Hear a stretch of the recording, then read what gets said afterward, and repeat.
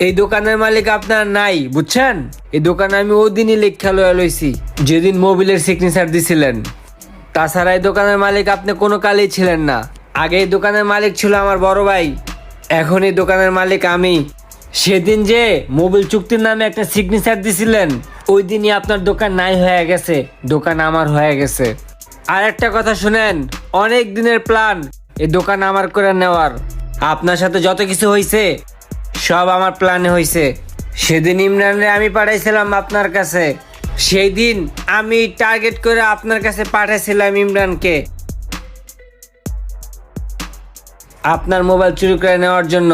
আর সেই মোবাইল আপনাকে ফেরত দিয়া আপনার কাছে বিশ্বাস অর্জন করছি। মোবাইলের দাম কি কম ছিল নাকি? মোবাইলের দাম 12,000 টাকাই ছিল, পকেট থেকে 2,000 টাকা দিয়া 10,000 টাকা করছি। আপনার বিশ্বাস অর্জন করছি। খুব কষ্ট লাগে না? এই কষ্টটা আমার বড় ভাইও লাগছিল যেদিন আপনি আমার বড় ভাইয়ের সাথে সেম এই ধরনের 2 নম্বরটা করছিলেন। সবকিছু মিথ্যা বইলা লেখা নিয়ে গেছিলেন। আমার বড় ভাই সেদিন অনেক কষ্ট পাইছিল। আজকে আমার খুব হ্যাপি লাগতেছে যে আপনি যে ধরনের বেমানি করছেন, সেম বেমানিটা আপনার সাথে আমি করছি।